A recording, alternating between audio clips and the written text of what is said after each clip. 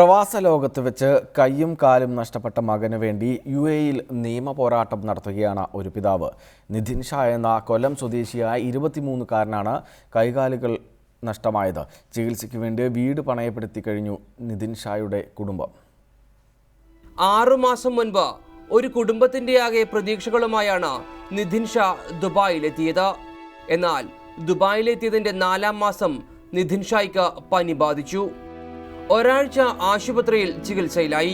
ഒടുവിൽ ചികിത്സിച്ച് ഭേദമാക്കാൻ പറ്റാത്ത വിധം പഴുപ്പ് ബാധിച്ചതിനാൽ നിധിൻ ഷായുടെ കൈകാലുകൾ മുറിച്ചു മാറ്റണമെന്ന നിർദ്ദേശമാണ് ഡോക്ടർമാരിൽ നിന്ന് ലഭിച്ചത്. നിധിൻ ഷായെയും കൂട്ടി പിതാവ് ശശിധരൻ ദുബായിൽ നിന്ന് കൊച്ചിയിലെ ആശുപത്രിയിലെത്തി. കൊച്ചിയിലെ ഡോക്ടർമാരുടെ അഭിപ്രായവും കൈകാലുകൾ മുറിച്ചു മാറ്റണമെന്ന് തന്നെയായിരുന്നു. കൈകാലുകൾ മുറിച്ചു മാറ്റപ്പെട്ട കൊച്ചിയിലെ ആശുപത്രിയിൽ തുടർ ചികിത്സയ്ക്ക് വിധേയനായിക്കൊണ്ടിരിക്കുകയാണ് നിധിൻ ഷാ ഇപ്പോൾ. നിധിൻ ഷായുടെ ഒരു ദിവസത്തെ ചികിത്സയ്ക്ക് മാത്രം 40,000 രൂപ ചിലവ് വരും. ഇനി കടം വാങ്ങാൻ ശശിധരന് പരിചയമുഖങ്ങളില്ല. വീടും സ്ഥലവും നേരത്തെ തന്നെ പണയത്തിലാണ്.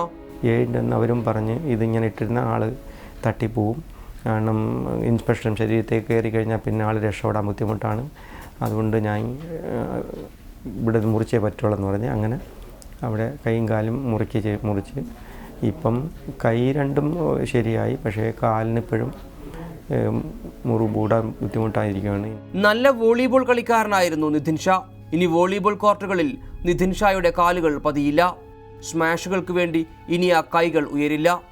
ചെറിയ തുകയെങ്കിലും നൽകി എല്ലാ പ്രവാസികളും തന്നെ സഹായിക്കുമെന്ന് ശശിധരനും നിധിൻ ഷായും പ്രത്യാശ പ്രകടിപ്പിക്കുന്നു.